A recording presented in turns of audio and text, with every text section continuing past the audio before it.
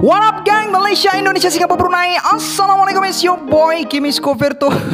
Asal sengau siut. Kontol. Alright gang, sementara menunggu chapter 1009 keluar, mungkin malam ni atau esok kot, kita sembang dulu satu topik ringan-ringan untuk kita bahas bersama kat ruangan komen, which is pedang terbaik Zoro. So dalam list aku ni ada 5 bilah pedang Zoro yang aku nak ajak berdiskusi. Dan ialah sebagaimana yang kita tahu, selain dari 5 pedang ni, Zoro ada juga guna pedang dia yang lain. Dan even dengan bukan pedang favorite pun, Zoro still mampu untuk kalahkan lawan dia dan memberi cabaran yang boleh dikatakan agak sengit jugalah. Sampai the greatest swordsman sendiri pun, Dracula Mihawk, nampak masa depan Zoro dan nampak potensi Zoro ni macam mana in the future. And setakat ni pada aku personally, sebelum bertarung dengan Big Mom dan Kaido, aku rasa semua lawan-lawan Zoro ni tak mampu untuk bagi saingan kepada Zoro. Even masa bertarung dengan Killer pun, siapa Killer? One of the worst generation. Kita boleh tengok yang Zoro nampak macam mudah kalahkan Killer. Even masa tu dia hanya ada 2 pedang favorite dia sahaja. Tapi tak apa, bukan pertarungan Zoro yang kita nak bincangkan hari ini, tapi pedang dia yang kita nak fokuskan kali ni. Dan selain daripada 5 pedang favorite Zoro ni, kita boleh tengok 2 pedang yang tak diketahui nama dia, yang berkecai berderai masa Zoro duel dengan Dracula Mihawk masa kat Baratie Arc tu dulu. Lepas tu Zoro guna pedang Johnny dan Yosaku masa dia lawan dengan Hachan dekat Arlong Park. Tapi cara dia sambut pedang Yosaku dengan Johnny tu memang gempak gila siut. Dan ada satu lagi pedang dia yang bukan favorite Zoro, tapi aku rasa favorite ramai peminat serial One Piece. Pedang yang boleh berkata-kata, pedang yang boleh berfikir dengan sendiri, pedang yang ada hidung yang panjang, pedang yang bernama Hana Arashi. Lawak tu, makan masa dekat Enies Lobby kan, tangan Zoro dengan Usopp kena garian. So Zoro cakap dia ada plan. Lepas tu Usopp cakap tak payah, aku tak nak dengar plan kau tu. Tapi yang lawaknya, selamba je Zoro proceed dengan plan gila dia tu. Masa Zoro guna pedang Hana Arashi tu, dia tengah lawan dengan Kaku dan Jabra. Tapi kira padu jugalah Hana Arashi ni, walaupun digenggam oleh orang lain. Lepas tu Zoro pernah guna satu pedang dari jenis Cutlass masa lawan dengan Shu, lepas pedang dia mereput. Lepas tu masa kat Wano, Zoro pernah guna pisau untuk bunuh salah seorang magistrat dekat situ. Dan Zoro juga pernah guna sabit milik Kamazo untuk kalahkan dia. So aku rasa tu je kot. Dan kalau korang rasa ada penambahan, korang boleh komen kat bawah. Okay, alright, now let's proceed with 5 best sword milik Zoro. Tapi sebelum itu, kepada korang yang belum lagi subscribe channel aku harap korang dapat subscribe dan menekan bell notification supaya korang tak ketinggalan video-video dari aku. Share channel ini kepada kawan-kawan korang menerusi Facebook, Instagram dan WhatsApp supaya lebih ramai yang mengenali channel ini. Follow IG Kimi Skoverto so that korang dapat update terkini dari aku. DM IG Kimi Skoverto sekiranya korang nak aku promote bisnes, servis atau media sosial korang. Join grup Telegram Skoverto Fleet untuk berpeluang memenangi hadiah every month. 5 pemenang akan dipilih setiap bulan. Hantarkan video anda ke email kimiskoverto@gmail.com sekiranya korang berminat untuk sertai segmen What Up Anime. Ayo jadikan channel ini setanding dengan channel-channel Tori yang ada di seluruh dunia. Say with me guys.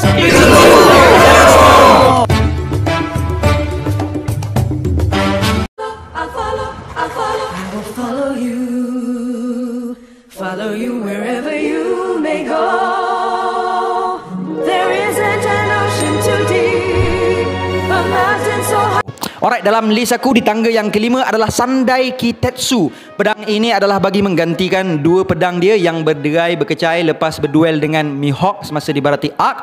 Pedang ini Zoro dapat masa dekat Lockdown di sebuah kedai katana milik Ippon Matsu. So Kitetsu bermaksud Demon Splitter atau penebas syaitan. Dan Kitetsu juga merupakan salah satu dari jemaah pembuat pedang yang membuat pedang-pedang seperti berikut. Shodai Kitetsu yang merupakan pedang Kitetsu yang pertama dan berada dalam kategori Saijo Owazamono, iaitu 12 pedang Supreme Grade. Kemudian Nidai Kitetsu yang merupakan pedang kedua dan berada dalam kategori Owazamono, iaitu 21 pedang grade terbaik. Dan Sandai Kitetsu yang merupakan pedang ketiga diciptakan dan berada dalam kategori keempat, iaitu Wazamono. So disebabkan posisinya yang keempat dalam ranking pedang, so aku letak posisi pedang ini di tangga yang kelima. Sungguh pun begitu itu.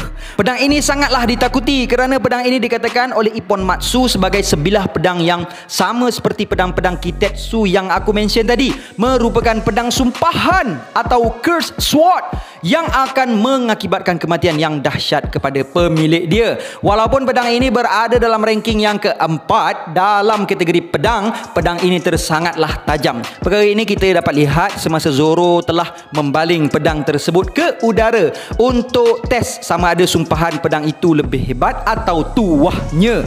Dan kita dapat lihat sebaik sahaja pedang itu tertusuk ke lantai, pedang tersebut telah tertanam sangat-sangatlah dalam, seolah-olah lantai yang dipijak itu diperbuat daripada plastisin tadika kemas.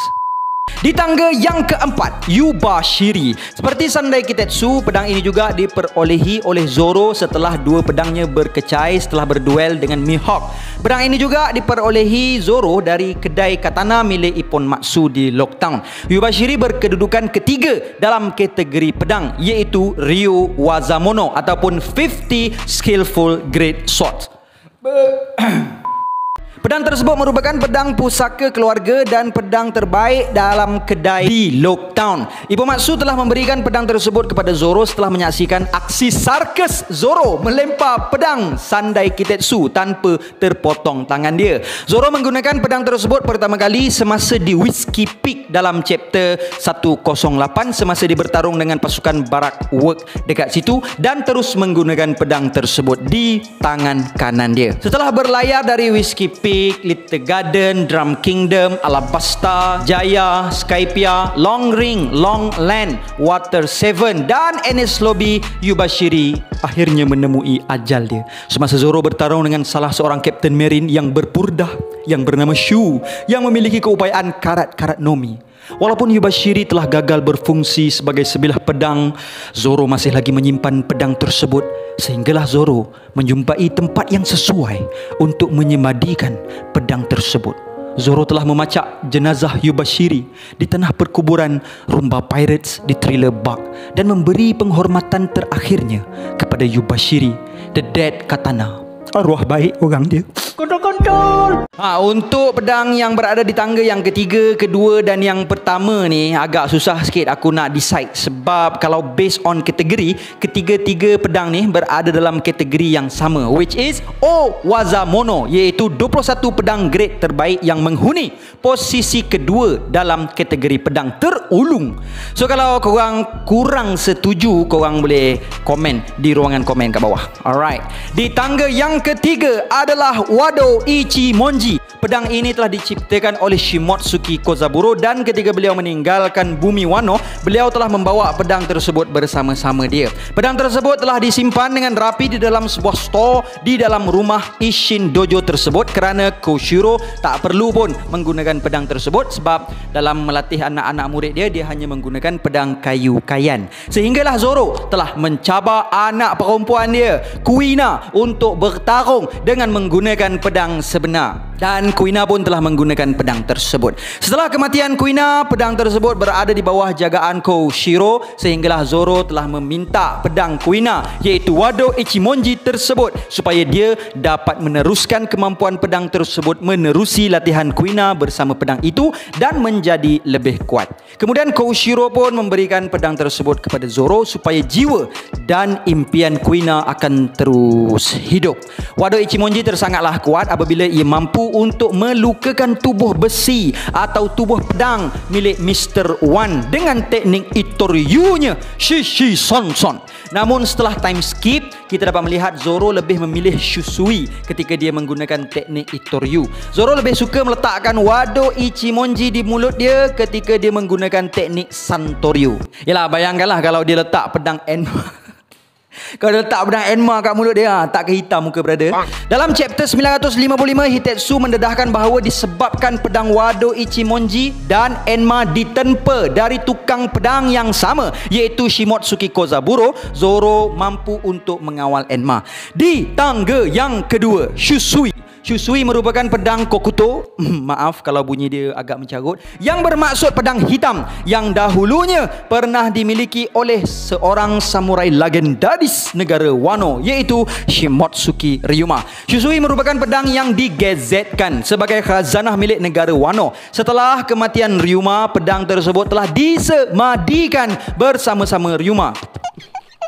Namun pedang tersebut bersama-sama jasad Ryuma telah dirompak oleh Gekko Moria 23 tahun dulu semasa kunjungan dia ke Wano dan telah menentang Kaido. Zoro telah memperolehi pedang tersebut setelah berjaya menentang Ryuma sendiri yang dihidupkan semula oleh Moria. Setelah kekalahannya, Ryuma telah memberikan pedang tersebut kepada Zoro semasa di Penghazat Tashigi, which is a katana nerd. Sangat-sangatlah terpesona melihat Shusui.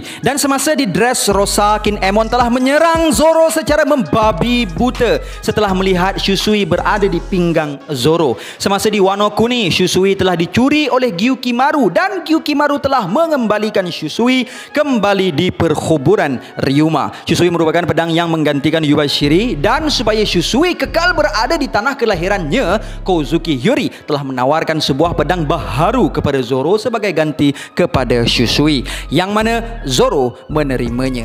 Okey, apa yang menyebabkan aku cakap Shusui lebih hebat berbanding dengan Wado Ichimonji walaupun diorang berada dalam kategori yang sama adalah dalam chapter 467 ketika Zoro menentang Ryuma. Zoro mengatakan bahawa sekiranya pertembungan antara mereka memakan masa lebih lama lagi, pedangnya mungkin akan hancur. Alright, di tangga yang pertama adalah Enma. Setelah Zoro menyerahkan pedang Shusui kepada negara Wano, Lady Hiyori telah memberikan pedangnya iaitu Enma yang diwarisi dari ayahnya iaitu Kozuki Udin.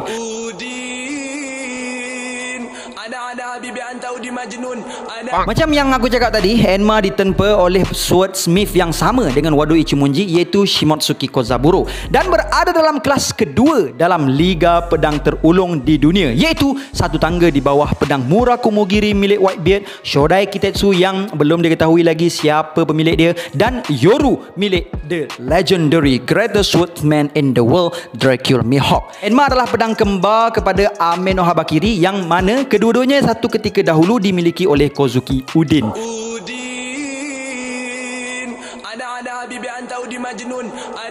Enma dikatakan pedang yang mampu untuk cut through to the bottom of the hell, manakala pedang Ame no Habakiri mampu untuk slice the heaven. Menarik juga pedang Enma ni kan? Bukan apa, pasal dalam last page chapter 1008 Kid ada mention pasal hell, dan dalam chapter terbaru 1009 nanti juga bertajuk hell. So adakah ini indikasi bahawa dalam chapter 1009 nanti atau dalam chapter-chapter yang mendatang lepas ni, pedang yang didakwa mampu untuk memotong sehingga ke dasar neraka akan memotong sehingga mengeluarkan aliansi Luffy dari neraka tersebut, atau dalam erti kata lain, Zoro lah yang akan membunuh Kaido. I don't know, mungkin khayalan aku aja ataupun mungkin itu sekadar kebetulan. Enma menyimpan kuasa yang tersangat hebat di dalam genggaman Udin. Pedang tersebutlah yang mampu untuk melukai tubuh kebal Kaido dan sampai sekarang meninggalkan parut di tubuh Kaido. Dan Enma juga mampu untuk membelah seekor babi gergasi yang dijuluki sebagai The Mountain God. Dan bersama-sama Ame no Habakiri, kedua-dua pedang ini mampu untuk bersaing dengan pedang terulung Murakumogiri milik Whitebeard. Pedang ini juga terkenal dengan sifatnya yang suka menyedot buso Shokuhaki pemegangnya dan memotong berlebihan dari sepatutnya. Disebabkan perkara inilah pedang ini dilihat sukar untuk dikawal dan hanya Kozuki Udin yang mampu untuk menjinakkan dia. Dan kita dapat lihat semasa kali pertama Zoro mencuba pedang tersebut, Enma yang disuruh untuk memotong satu pokok sahaja telah memotong sebahagian besar dari tebing kat situ dan telah menyedot buso Shokuhaki Zoro.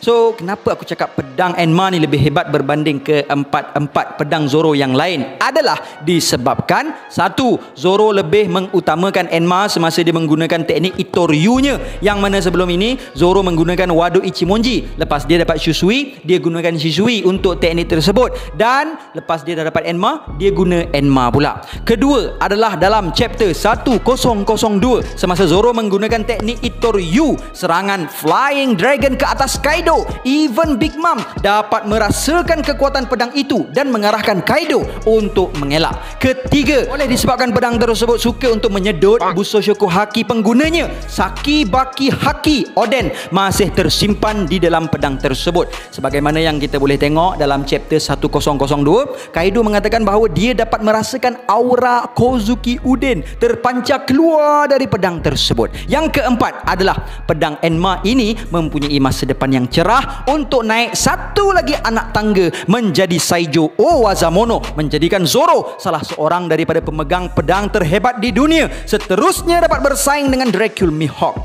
Bukan kosong-kosong, brother. Aku ada bukti dia. Perkara ini dapat dibuktikan dalam chapter 955. Tenguyama Hitetsu mengatakan Zoro mampu untuk menjadikan pedang Enma sebuah pedang hitam dan menaikkan level Enma. So guys, that's all I have untuk perkongsian kali ini. So please drop your comment down below kalau korang setuju ke tak setuju ke dengan carta aku ni. Alright gang, macam biasa, before I end, sedikit renungan. Bismillahirrahmanirrahim. Wattini wazzaitun wa turi sinin wa hadzal baladil amin laqad khalaqnal insana fi ahsani taqwim. Sadaqallahul azim. Dalam menceritakan perihal ciptaan manusia, Allah telah bersumpah dengan 4 perkara. Demi buah tin, demi buah zaitun, demi bukit Sinai, dan demi kota ini yang aman. Sesungguhnya kami telah menciptakan manusia dalam bentuk yang sebaik-baiknya. Apa yang membuatkan kita rasa kurang dari orang lain? Apa yang membuatkan kita merungut yang tidak berkesudahan? Apa yang membuatkan kita rasa tidak berdaya? Apa yang membuatkan kita rasa lemah? Apa yang membuatkan kita rasa orang lain lebih bagus? Mulakanlah tindakanmu. Letakkanlah matlamat dan perancangan di hadapan. Walau sekecil mana pun perancangan dan matlamat itu, berhentilah dari terus berfikir, bertangguh, teragak-agak, tertanya-tanya apa yang akan jadi kalau mulakan gerak. Sebaliknya, fikirlah apa yang akan terjadi kalau tidak bermula. Semangat tidak akan pernah hilang jika jiwa dan hati masih tidak berpaling dari matlamat dan perancangan yang telah dipasang. Jangan takut untuk gagal, tapi takutlah dan malulah kerana tidak bermula.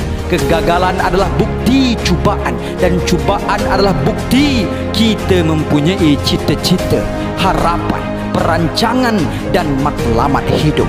Atau anda memang tidak memiliki matlamat. Anda sememangnya loser sejak dari kecil sampai ke besar menyusahkan orang. Take a very deep breath. Think about it. And start your action. And until then, my gang, there is no God except Allah. Assalamualaikum warahmatullahi